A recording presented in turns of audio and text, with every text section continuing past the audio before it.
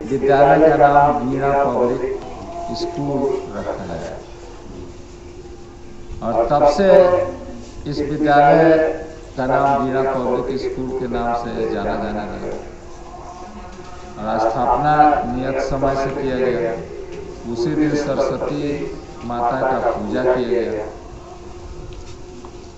और संयोग ये भी है कि जो पंडित जी सरस्वती माँ का पूजा कराया, स्कूल का स्थापना कराया, जब तक जिंदा रहे तब तक वही कराते रहे, है ना। विद्यालय विद्या का मंदिर होता है।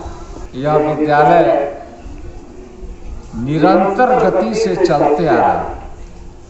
10 फरवरी 1989 से आज तक, आज 10 फरवरी 2022 है, 33 बरस हुआ विद्यालय का स्थापना किए हुए और 33 बरस का लंबा सफर यह विद्यालय तय करते हुए आज आया है इस स्थिति में। यह विद्यालय घर घर में शिक्षा का दीप जलाया है और शिक्षा के क्षेत्र में हमारा यह विद्यालय इस ग्रामीण इलाके में, सुदूर ग्रामीण क्षेत्र था उस समय। आज तो शहर हम लोग का नजदीक हो गया है, लेकिन उस समय लगता था कि बहुत दूर है, क्योंकि साधन नहीं थे, रोड अच्छे नहीं थे। शिक्षा का तो इतना ना हालत खराब था, खास करके ग्रामीण क्षेत्रों में, पढ़ाई लिखाई से बच्चे बहुत दूर रहते थे और सबके परिवार के बस के बात नहीं थी बच्चों को पढ़ाना। उस स्थिति में, उस विकट परिस्थिति में मैं यह साहस किया, विद्यालय का स्थापना किया और तब से घर घर में पढ़ाई के लिए धीरे धीरे जुनून पैदा हो गया। घर घर के बच्चे पढ़ने, घर घर में हमको ऐसा महसूस हुआ कि जो बच्चा पढ़ने नहीं आ रहा है उसको भी एक दिल्ली तमन्ना थी कि हम वीणा पब्लिक स्कूल में हम भी पढ़े। वो अपने माता पिता से बार बार कहता था, जिद करता था, हमारा नाम वहाँ लिखवा दीजिए। और माता पिता को भी एक दिल्ली तमन्ना रहती थी कि हम वीणा पब्लिक स्कूल में अपने बच्चे का नाम लिखवाएंगे। इस तरह शिक्षा को लेकर के क्रांति सा छिड़ी। हर बच्चा चाहने लगा कि हम पढ़ें, हर गार्जियन चाहने लगा कि हम अपने बच्चे को पढ़ाएं, क्योंकि बगल के ही बच्चे आते थे पढ़ने के लिए और वो कुछ अंग्रेजी बोलने लगते थे, रात में होमवर्क बनाते थे, पढ़ते थे, रीडिंग करते थे, यूनिफॉर्म पहन करके स्कूल आते थे सुबह सुबह नहा करके। तो बगल वाले परिवार के बच्चों को भी लगता था काश मेरे भी माता पिता यहाँ नाम लिखवा देते तो मैं भी वहाँ पर पढ़ने जाता, इसी तरह नहा कर तैयार होकर के। तो एक तरह से सोचिए तो क्रांति सा छिड़ी। और तब हमको दिमाग, शिक्षा के क्षेत्र में इस इलाके में मैंने क्रांति छेड़ा है और घर घर में शिक्षा के लिए लोगों की रुझान पैदा हुई, बच्चों में, गार्जियन में एक ललक पैदा हुआ है पढ़ाई के लिए बच्चों को। यह सोच करके मेरे दिमाग में अचानक आया कि क्यों नहीं इस विद्यालय का एक लोगो बनाया जाए, उस लोगो में मशाल इसका चिन्ह रखा जाए। तो आप लोग देखिएगा कि अपने लोगों में, देखिए यहाँ पर लोगो लगा हुआ है बैनर पर, लोगों में मशाल का चित्र है। आप देखिए, यही सोच करके ये मशाल रखा गया लोगों के अंदर और उस मशाल के ऊपर एक पुस्तक का चिन्ह है जिस पर VPS लिखा गया है। VPS का मतलब वीणा पब्लिक स्कूल। ये सोच करके मैं ये लोगो लगाया और ये लोगो बनाने वाले थे सिवान के एक पेंटर थे।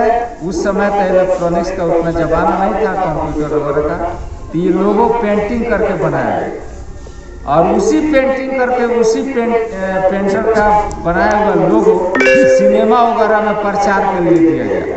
दरबार सिनेमा में, कृष्णा टॉकीज में, और एक कौन सिनेमा है ना, उसमें भी दिया गया। तीनों में स्लाइड चलता था इसी लोगों का। तो जब दूर दूर के देखने लगे इस स्कूल का नाम, लोगो, सब चीज आकर के मेरे को बतलाते भी थे कि सर जी मैं आपके स्कूल को देखे हैं, हॉल में सिनेमा देखने गए थे तो पर्दा पर। इस तरह से स्कूल की ख्याति और स्कूल का नाम प्रचार दूर दूर तक फैल गया।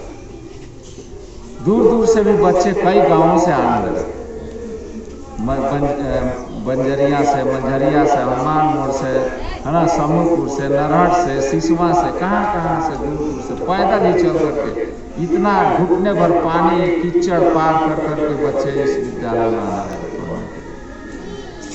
और मुझे भी लगता था कि जितने सारे बच्चे मेरे विद्यालय में आते हैं पढ़ने के लिए और पढ़ते हैं, सब मेरे औलाद जैसे लगता था कि मेरे ही बेटा बेटे, ऐसा मुझे महसूस होता था। अपार प्रेम स्नेह मुझसे जुड़ जाता और धीरे धीरे मैं विद्यालय के प्रति पूर्ण रूप से समर्पित होते चला गया। आज उसका परिणाम ये है कि आप देख रहे हैं कि इस विद्यालय के पढ़े हुए हमारे शिष्य विद्यार्थी इस इलाके के हर क्षेत्र में आगे निकल गए। कितने बच्चों की नौकरियां मिल गई, कितने इंजीनियर बन गए, कितने एमबीबीएस डॉक्टर बन गए, कितने रेलवे में, एयरफोर्स में, नेवी में, और कौन कौन सा क्षेत्र में बतलाऊं। हर क्षेत्र में, सामाजिक राजनीतिक क्षेत्रों में भी हमारे विद्यालय के बच्चे हैं। आपको ये भी मैं बतलाता हूं कि इस ग्रामीण क्षेत्र के विद्यालय में पढ़ने वाले बच्चे, अगर इस इलाके के अगर कोई बच्चा फर्राटे के साथ अंग्रेजी बोलता है और इंग्लिश में अच्छा, मैथ में अच्छा और साइंस में अच्छा है, तो उसका इतिहास इसी विद्यालय से जुड़ा हुआ है। इसी विद्यालय से वो प्राथमिक शिक्षा प्राप्त करके गया है।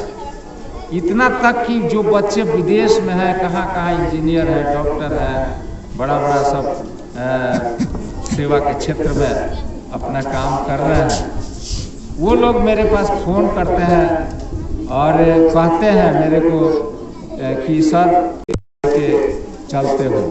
वहीं मेरा इंटेलिजेंसी ओपन हुआ और एक ललक पैदा हुई मेरे दिल में, जिससे कि मैं पढ़ सकूं, पढ़ाई से जुड़ा, मेरा जुड़ाव पैदा हुआ शिक्षा से। तो इस तरीके से मैं बच्चों को हर घर में, हर क्षेत्र से बच्चों को, हर घर के बच्चों को प्रेरित किया।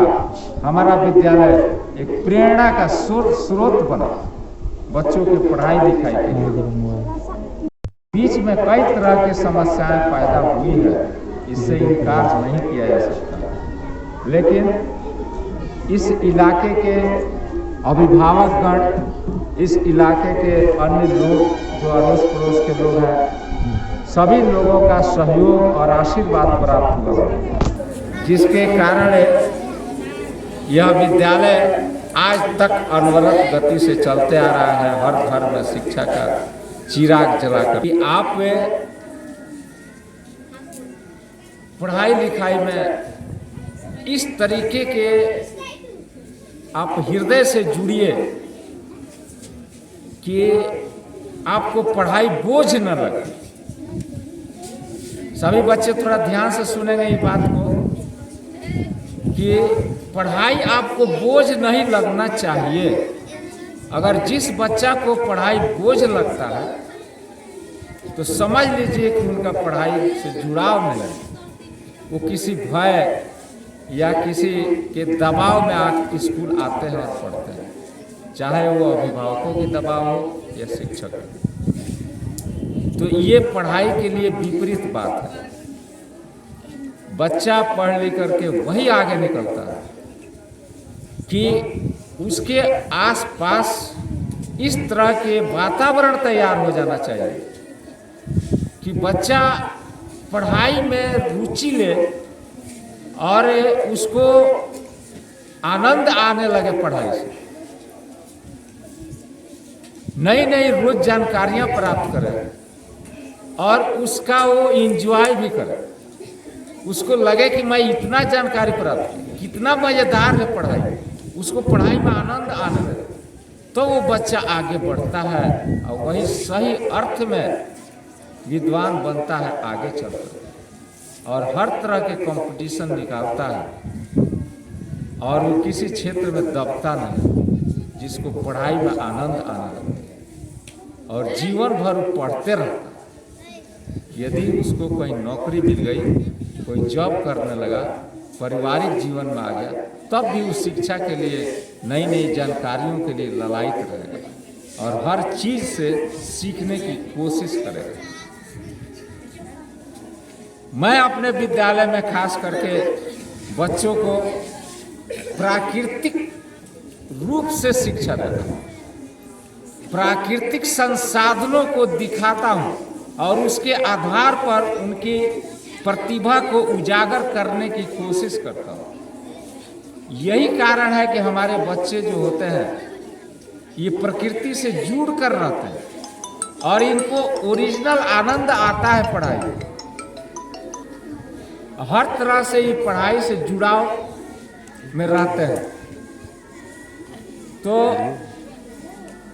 जहाँ तक विद्यालय में बच्चों को शिक्षा देने की बात है, शिक्षक लोग यहाँ जाते हैं क्लास में और जो भी विषय पढ़ाते हैं, बच्चों को सबसे पहले उस विषय की जानकारी आप बढ़िया से दीजिए, ताकि आप जो चीज़ पढ़ाने जा रहे हैं उसका परिचय पहले दीजिए कि आप जो चीज़ पढ़ाने जा रहे हैं वो है क्या चीज़। जब बच्चा उस चीज़ को बढ़िया से समझ जाएगा, तब आप उसमें के गरिष्ठ बातों को, गरिष्ठ बिंदुओं पर अपना ध्यान ले जाइए या तब उस चीज़ को बताइए बच्चों को, तब बच्चे हर चीज़ बारीकी से समझते चले जाएंगे। कभी भी बच्चा के सामने ये महसूस न होने दीजिए कि पढ़ाई बहुत भारी चीज़ होता है, इसके लिए बड़ी कड़ी मेहनत करनी पड़ती है, इसके लिए यह बहुत बड़ा बोझ है, तुमको ऐसे करना होगा, वैसे करना होगा।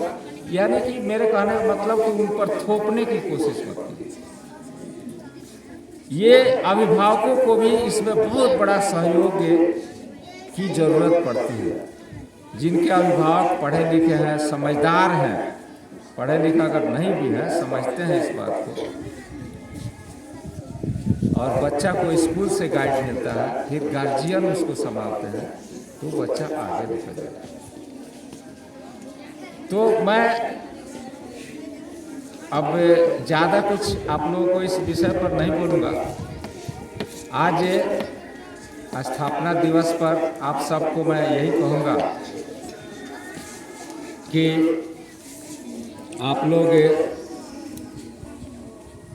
बढ़िया से अपना दिनचर्या से कीजिए, जो आपकी पढ़ाई का अनुकूल हो, विपरीत नहीं हो, और उस दिनचर्या में आपकी पढ़ाई आगे की तरफ बढ़ते चला जाएगा। एक से बढ़कर एक बच्चे अपने विद्यालय के हर क्षेत्र में अपना एक विशिष्ट पहचान बनाकर रखे हैं। आप देखे हैं कि हमारे विद्यालय के ही पिछले परीक्षा, मैट्रिक के परीक्षा में पुष्पांजलि नाम की लड़की अपने ही विद्यालय के जो बिहार में टॉपर आई मैट्रिक बोर्ड परीक्षा में, आज इसी विद्यालय का देन है। और आगे भी हमारे विद्यालय के बच्चे बिहार में टॉपर आएंगे। इस तरह के मैंने हर तरह से मुझे उम्मीद है। हमारे यहाँ एक से बढ़कर एक मेधावी बच्चे हैं। आज स्थापना दिवस विद्यालय के अवसर पर मैं अपने सारे विद्यालय के प्यारे बच्चों, अभिभावकों और अड़ोस पड़ोस के सभी लोगों को, जिन लोगों ने इस विद्यालय में अपना सहयोग दिया, सबको मैं एक बार पुनः शुभकामना प्रेषित करता हूँ, धन्यवाद देता हूँ कि आप सबके सहयोग से मेरा विद्यालय आज 33 साल पूरा किया। 33 साल का सफ़र पार करते हुए आज आया है और आप सबका सहयोग मेरे साथ हमेशा बना रहेगा। हम अपने बुद्धि, विवेक और प्रयास से आपके बच्चों को अच्छा से अच्छा शिक्षा दे करके उन्हें शिक्षा के मुख्य धारा से हम जोड़ते रहेंगे। इस तरह की मैं उम्मीद के साथ अपनी बात समाप्त करता हूँ और आप सबके सहयोग की अपेक्षा करता हूँ। इन्हीं बातों के साथ मैं अपनी बात समाप्त करते हुए एक बार पुनः आप सबको धन्यवाद देता हूँ। जय हिंद।